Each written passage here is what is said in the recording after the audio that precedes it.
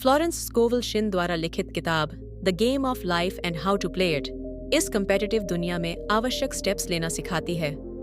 जिंदगी का खेल वास्तव में बहुत पेचीदा हो गया है और किसी को भी अगले कदम में बचने के लिए वास्तव में अपने स्किल को सुधारने की आवश्यकता है।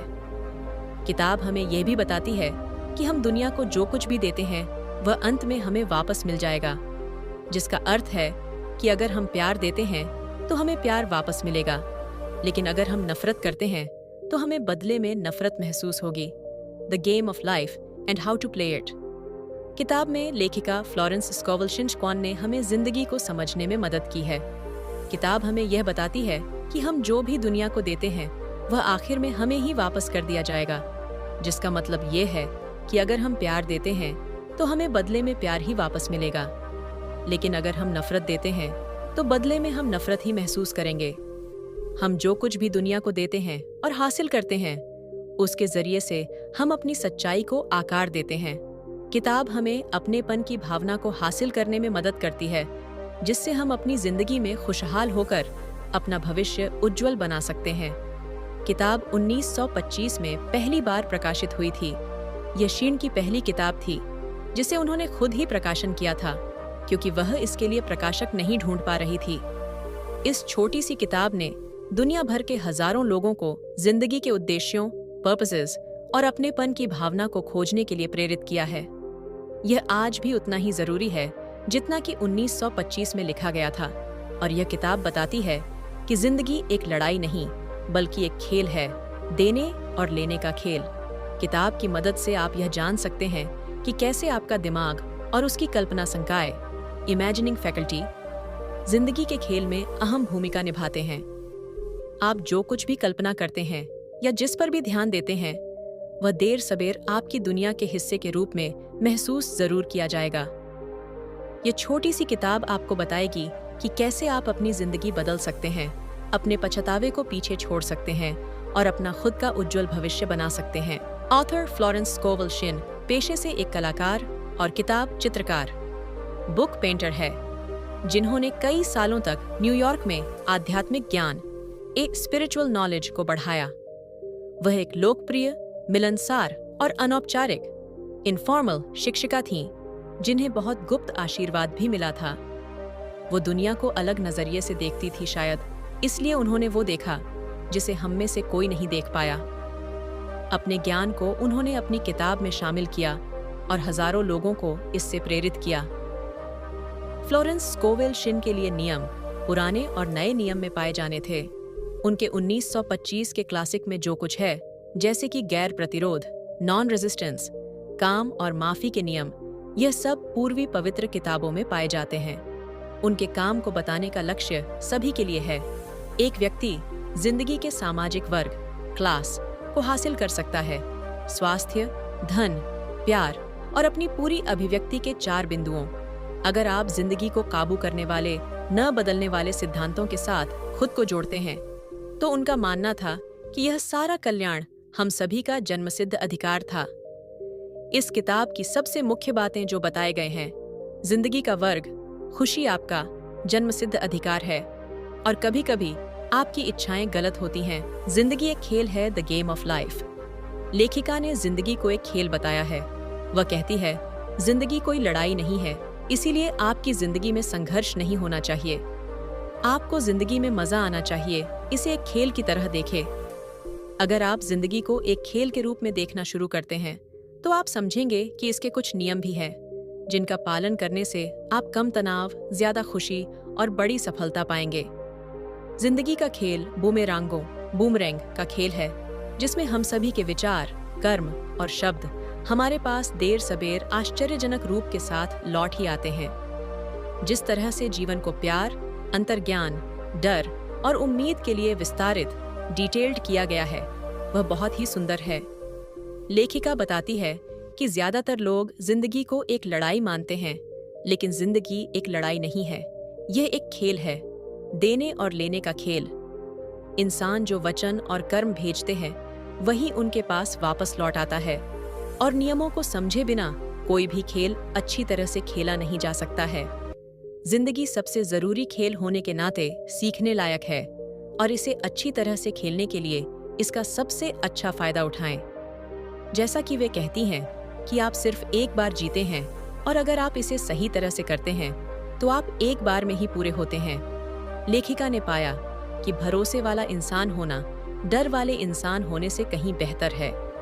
उन्होंने उन चिन्हों को पाया जो उन्हें वह रास्ता दिखाते थे जिसके बारे में उनका मानना था कि पुराने और नए नियम का पालन करना सबसे अच्छा है।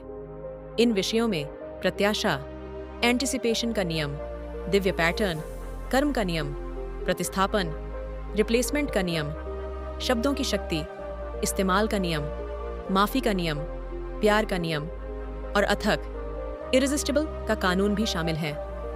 आपको अपने विचार, आपके द्वारा इस्तेमाल किए जाने वाले शब्दों और आखिर में अपने काम को बदलना होगा। अपने शब्दकोश को ज्यादा सकारात्मकता के साथ बदलना निश्चित रूप से एक कदम आगे होता है, लेकिन आपको अपने व्यवहार के साथ साथ अपने सकारात्मक विचारों को भी दिखाना होगा। किताब में बताए गए जिंदगी के 3 सबक।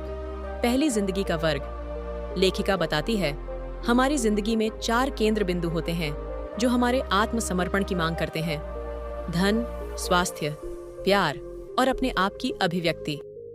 अपनी जिंदगी के इन हिस्सों में से हर एक को आप जिस तरह से आकार देना चाहते हैं, आखिर में वही आपको एक यादगार और सुखी जिंदगी वापस देगा। 2. खुशी आपका ईश्वरीय अधिकार है। जब भी आपको लगे कि आपको खुशी के लिए काम करना है, तो याद रखें कि आप खुश रहने के अधिकार के साथ पैदा हुए हैं। अपनी जिंदगी को सकारात्मकता से भरें और रास्ते में हर छोटी गलती के लिए खुद को दोष देना बंद करें। 3. कभी कभी आपकी इच्छाएं गलत होती हैं। बहुत से लोगों को कभी कभी यह गलत विचार आता है कि वे क्या चाहते हैं। ऐसा तब होता है जब लोग उस आखिरी परिस्थिति का समाधान खोजने की कोशिश करते हैं जिसे वह खुद पूरा करना चाहते हैं।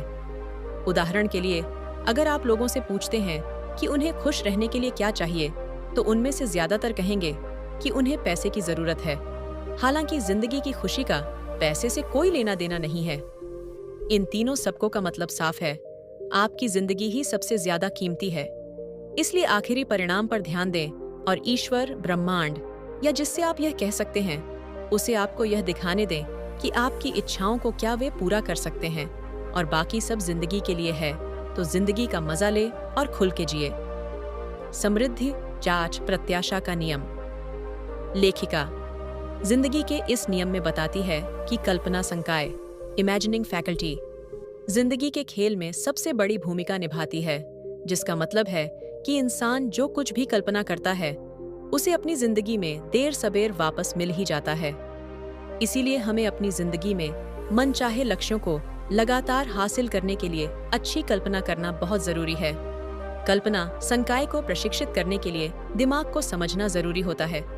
फ्लोरेंस मन को 3 भागों में विभाजित करती है: अवचेतन, चेतन और सुपर अवचेतन। अवचेतन, लेखिका बताती है कि अवचेतन मन बस एक शक्ति है, बिना किसी दिशा के। ये भाप या बिजली की तरह है और ये वही करता है जो इसे करने के लिए निर्देशित किया जाता है। इसकी कोई आने वाली शक्ति नहीं है।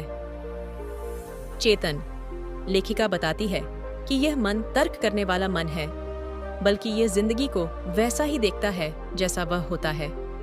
ये तस्वीरों को देखता है और अवचेतन मन पर प्रभाव डालता है।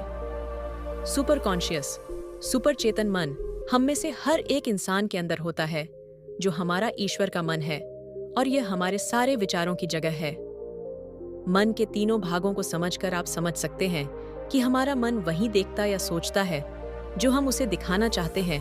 तो अगर आप अच्छी कल्पना करेंगे तो आपका मन भी यकीनन अच्छा ही सोचेगा। इसलिए अपनी मनचाही चीजों में अच्छी बातों को शामिल करें और कल्पना करना शुरू करें। आपका मन तब अच्छे परिणामों के रूप में आपके सामने नजर आएगा और आपको जिंदगी में भी सकारात्मक और अच्छे परिणाम ही मिलेंगे। शब्दों की शक्ति, लेखिका इस नियम के बारे में बताती है, जो कोई भी शब्दों की शक्ति को नहीं जानता है वो समय के पीछे है। हम में से हर एक के पास खुद के साथ एक लगातार बातचीत होती है, लेकिन हमें कभी यह महसूस नहीं होता कि यह हमें कैसे प्रभावित करता है, बेहतर या बदतर के लिए। जिस तरह से हम अपनी जिंदगी जीते हैं और हम अपने आप से जो भी शब्द कहते हैं वह हमारे अवचेतन मन में सच्चाई के रूप में आते हैं। इसलिए हमें अपने आप से या दूसरे से बोले जाने वाले अंदरूनी या बाहरी शब्दों का हमेशा ध्यान रखना चाहिए। लेखिका कहती है, शब्दों की शक्ति अपार है, इसलिए इस बात से सावधान रहें कि आप अपने आप को कैसे अभिव्यक्त करते हैं और हमेशा नकारात्मक शब्दों का इस्तेमाल करने से बचें, क्योंकि उनमें बहुत बड़ी अभिव्यक्ति की शक्ति होती है। जैसा कि वे कहती हैं, हम अपने या दूसरों के विचारों को शब्दों के जरिए से समझते हैं। इंसान की विचार प्रक्रिया को जानने के लिए उसकी बातें सुने और उसकी स्थिति समझें, चाहे वह इंसान हर नज़र से महान हो या संघर्ष करने वाला हो। उदाहरण के लिए, जैसे कोई शख्स दुबई में रहता है, जहां पर कुछ जगहों में पार्किंग की तंगी रहती है। जब वो कार चला रहा होता है तो उसे हमेशा पार्किंग मिलती है, चाहे किसी भी समय, जैसा कि वो हमेशा कहता है कि मुझे हर समय पार्किंग मिलती है। दूसरी ओर, उसने लोगों को यह कहते हुए सुना है कि वहां बहुत ज्यादा भीड़ होती है, उन्हें कभी भी पार्किंग नहीं मिलती और परिणाम साफ होता है। आप जो कहते हैं वो आपके शब्दों की ताकत होती है, जो आपके असल जिंदगी को प्रभावित करती है। इसलिए जितना ज्यादा हो सके खुद से हमेशा सकारात्मक ही रहे। एक पुरानी कहावत है कि हम सभी सिर्फ 3 उद्देश्यों के लिए अपने शब्दों का इस्तेमाल करने का साहस करते हैं: चंगा करने, आशीर्वाद देने या दौलतमंद होने के लिए। आप जो दूसरों के बारे में कहते हैं वह आपके बारे में भी जरूर कहा जाएगा, और जो आप दूसरों के लिए चाहते हैं वह आप अपने लिए चाहते हैं। इसलिए अगर आप दूसरों से अच्छा सुनना चाहते हैं तो खुद अच्छा बोले, बदले में फिर आपको अच्छा ही सुनने को मिलेगा। आप खुद किसी से प्यार से बात करते होंगे तो आपको प्यार से ही जवाब मिलता होगा।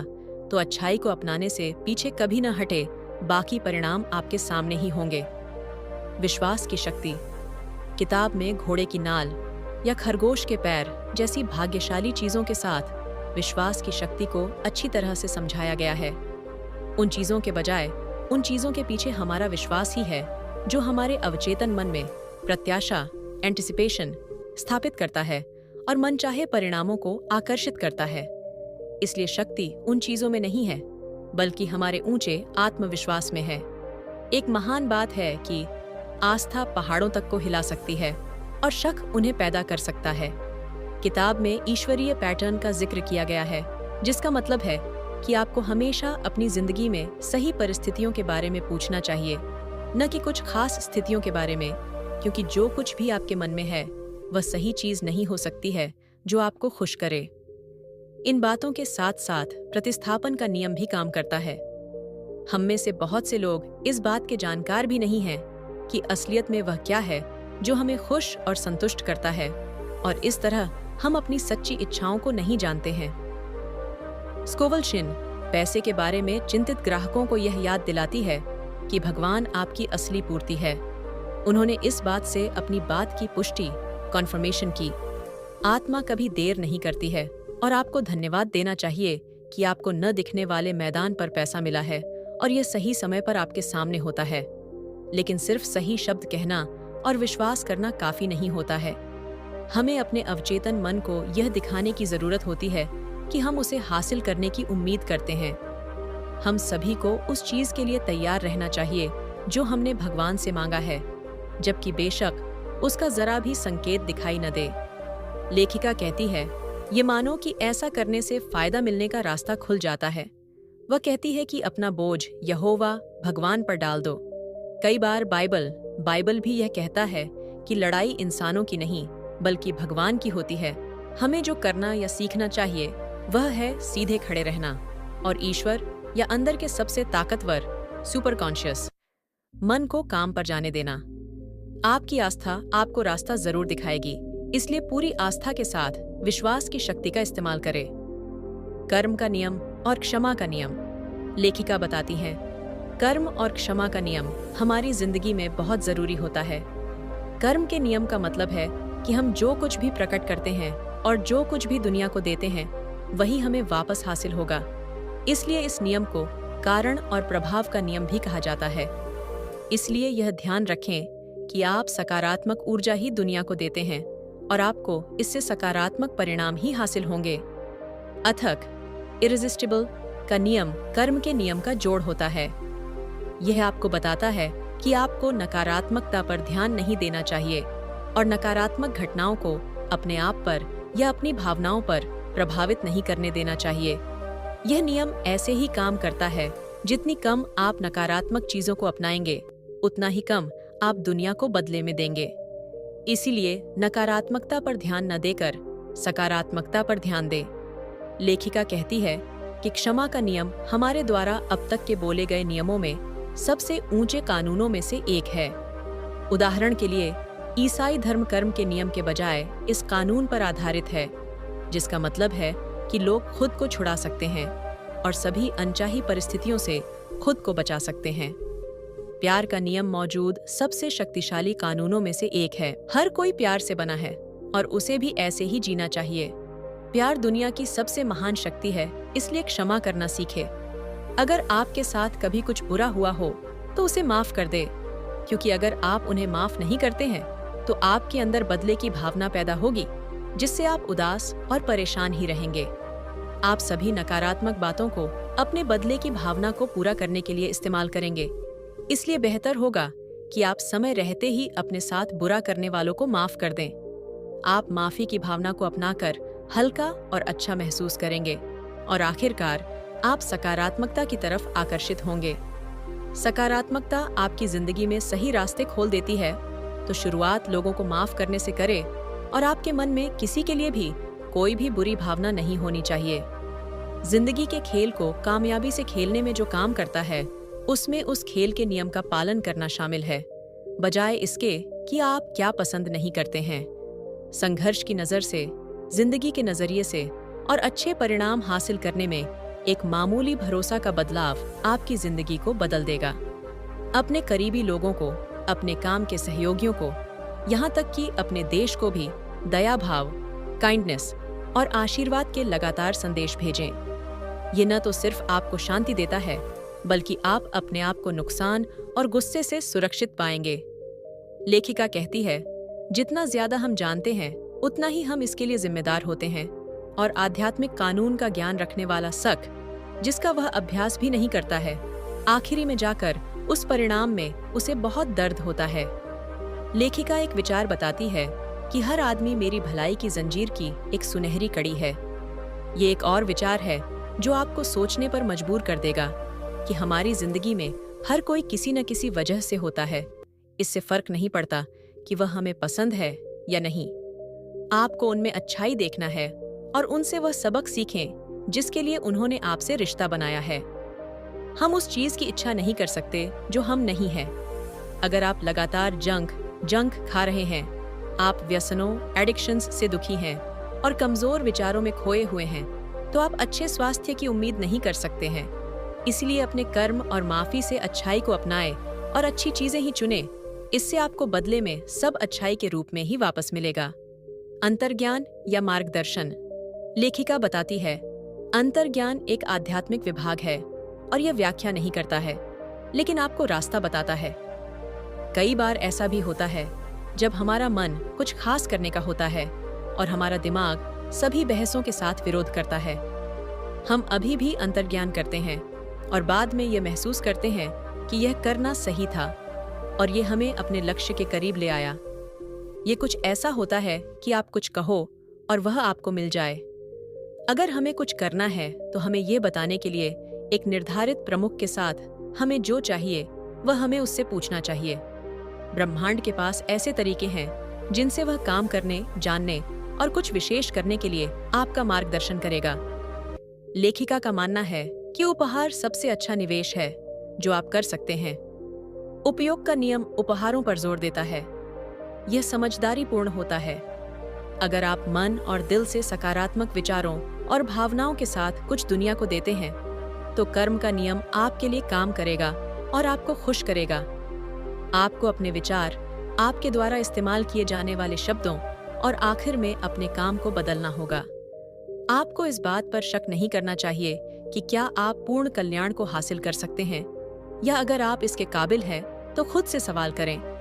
हर कोई इसका हकदार होता है। यह आपका दैवीय अधिकार है और आपको अपनी जिंदगी में परमेश्वर की योजना के अनुसार ही जीना चाहिए। यही आपका अंतर्ज्ञान है जो आपकी जिंदगी में आपका मार्गदर्शन करेगा। इस बात पर भरोसा रखें कि आपके लिए सबसे अच्छा ही आ रहा है और वह जरूर आएगा। लव लाइफ एंड लाइफ आपको वापस प्यार करेगी, मतलब प्यार दोगे तो आप प्यार पाओगे। इन सब बातों के बारे में आपने पहले भी सुना होगा, लेकिन इन पर ज्यादा कभी भी सोचा नहीं होगा। अगर आप हमारे इस बताए गए तरीके से अपनी जिंदगी नहीं जी रहे हैं और जीने का सिर्फ नाटक कर रहे हैं, तो अभी समय है कि आप इसे बदल दें। और यह एकमात्र तरीका है जिससे आप अपने सारे लक्ष्य को पूरा कर सकते हैं। इसको करने का तरीका यही है कि जिस भी चीज की आप इच्छा करते हैं, उसे खुद से सवाल करें कि क्या वह मुमकिन है। जवाब आपके अंदर ही होगा, जो ब्रह्मांड के जरिए आपको मिलेगा, और आपको मिला जवाब आपके लक्ष्य को हासिल करने के रास्ते में आपका मार्गदर्शन करेगा। पूर्ण आत्म अभिव्यक्ति या दिव्य डिजाइन। लेखिका बताती है, आत्म अभिव्यक्ति हमारे अंदर दिव्य डिजाइन भरने के लिए कुछ जगह देती है। जैसे हम सभी के लिए कुछ लक्ष्य हासिल करना है, मतलब इंसानों की यह सबसे ऊंची मांग होनी चाहिए कि वह इस दिव्य रचना को अपने सामने प्रकट होने दे। हमें सिर्फ कुछ मांगना चाहिए, अगर वह ईश्वरीय अधिकार से होना है तो। उदाहरण के लिए, जैसे एक महिला एक ऐसे पुरुष पर मोहित इनमोर्ड हो गई जिसने उसके साथ बहुत अच्छा व्यवहार नहीं किया था। स्कोवेल शीन ने इस बात को कुछ इस तरह दोहराया कि अगर वह मेरे लिए दैवीय रूप से चुना गया है तो वह मेरा ही होगा, और अगर वह नहीं है तो मैं उसे वैसे भी नहीं चाहूंगी। और आपको भी ऐसा ही करना चाहिए। जो आपका है वो आपको जरूर मिलेगा, और अगर वह आपका नहीं है तो आपकी कई कोशिशों के बाद भी वो आपसे अलग हो ही जाएगा। निश्चित रूप से कभी कभी आप किसी और के लिए अपने आप को उसका होना जताते हैं, जो आपके सभी आदर्शों से मेल खाता है। क्या आपको कभी इस बात की तस्वीर मिलती है कि आप क्या हासिल कर सकते हैं, या वह शक जो आप हो सकते हैं? आपको ब्रह्मांड से अपने दिव्य डिजाइन का एक आशुचित्र स्नैपशॉट हासिल हुआ है, जो आपको दिखा रहा है कि यह तस्वीर आपके अंदर ही होती है। इसलिए उन चीजों का पीछा न करें जिनका आपके असल जिंदगी से कोई लेना देना नहीं है, और अगर आप उन्हें हासिल करना चाहते हैं तो सिर्फ आप अपने आप को दुखी ही करेंगे। इस बात पर ध्यान दें कि आपकी दिव्य रचना क्या है। ये बताने के लिए कोई संकेत या संदेश इस ब्रह्मांड से मांगे और वह आपके सामने हाजिर हो जाएगा। अगर आप एक धार्मिक व्यक्ति नहीं हैं, तो कई धार्मिक संदर्भ रेफरेंसेस से अपने आप को भटकने न दें। अगर आप अपने दिमाग को खुला रखते हैं, मतलब सब कुछ समझने की ताकत रखते हैं, और शब्दावली को अपने अतीत में देखते हैं, तो आपको बड़ी मात्रा में काम आने वाली सलाह मिलेगी, जो संभावित रूप से आपको अपनी खुद की दिव्य रचना के साथ फिर से जोड़ सकती है।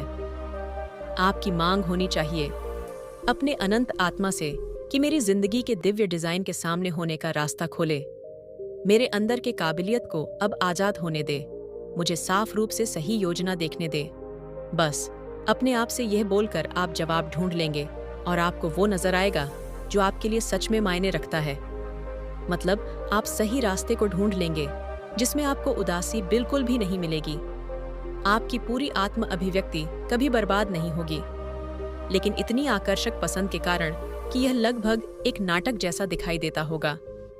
सभी शक्ति की तरह, चाहे वह भाप हो या बिजली, उसके पास काम करने के लिए एक गैर प्रतिरोधी नॉन रेजिस्टेंट इंजन या औजार होना चाहिए, और इंसान ही वह इंजन या औजार है जिसका इस्तेमाल वह खुद करके ही सीख सकता है।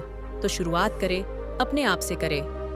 किताब में बताए गए इन सभी नियमों और सिद्धांतों का इस्तेमाल करके अपनी जिंदगी में खुशहाल होने की शुरुआत करें। सब कुछ आपके अंदर ही है। किताब आपको आपके सभी सवालों के जवाब हासिल करने के तरीके बता चुकी है। अब बस सकारात्मकता के साथ अपनी जिंदगी की शुरुआत करें, और फिर सारे रास्ते आपके सामने खुद ब खुद आ जाएंगे। The game of life and how to play it. किताब में हमें जिंदगी के बारे में पता चला। हमने सीखा कि कैसे कुछ नियमों और सिद्धांतों का इस्तेमाल करके हम अपनी जिंदगी को खुशहाल और अच्छा बना सकते हैं। किताब की सबसे बड़ी सीख यह है कि जिंदगी कोई लड़ाई नहीं है, इसलिए दुखी होकर अपनी जिंदगी न जी, बल्कि अपनी जिंदगी को एक खेल समझे और उस खेल को खेलकर हर एक पहलू का मजा ले। जिंदगी को खेल की तरह जीने के लिए आपको किताब में बताए गए नियमों और सिद्धांतों का इस्तेमाल करना होगा, जिससे आप अपनी जिंदगी में यकीनन फर्क देख सकेंगे। कुल मिलाकर किताब को प्रकाशित होने से आज तक के बीते सालों में जिंदगी का खेल नहीं बदला है। इसलिए यह किताब एक गेम चेंजर है और अभी तक सटीक है। इस बात की उम्मीद करें कि यह आपको और आपकी जिंदगी को सबसे बेहतर के लिए बदल देगा। इस किताब को अच्छे से समझने के बाद आप निश्चित रूप से हल्का महसूस करेंगे, और अगर आप उन लोगों में से हैं जो बेहतर जिंदगी हासिल करने के क्रम में मार्गदर्शन के लिए इच्छुक है, तो यह किताब आपकी बहुत मदद करेगी। हालांकि यह किताब 1920 के दशक में न्यूयॉर्क में लिखी गई थी और धार्मिक संदर्भों से भरी हुई थी, लेकिन अब इस किताब को पंथ का दर्जा हासिल हो चुका है। यह हमें देवत्व, डिविनिटी को अभिवादन करना सिखाता है और हमारी जिंदगी की दिशा को और आत्मविश्वास की भावना को पुनर्स्थापित, रिस्टोर करता है। मुझे उम्मीद है आपने किताब के बारे में अच्छे से जानकर और पढ़कर उसे समझ लिया होगा, और अब आप अपनी जिंदगी में सकारात्मक बदलाव के लिए किताब में बताए गए नियम और सिद्धांतों को अपनी जिंदगी में अपनाएंगे। अगर आपको यह वीडियो पसंद आई हो तो वीडियो को लाइक और सब्सक्राइब जरूर करें ताकि आप हमारी आने वाली हर वीडियो देख सकें। धन्यवाद।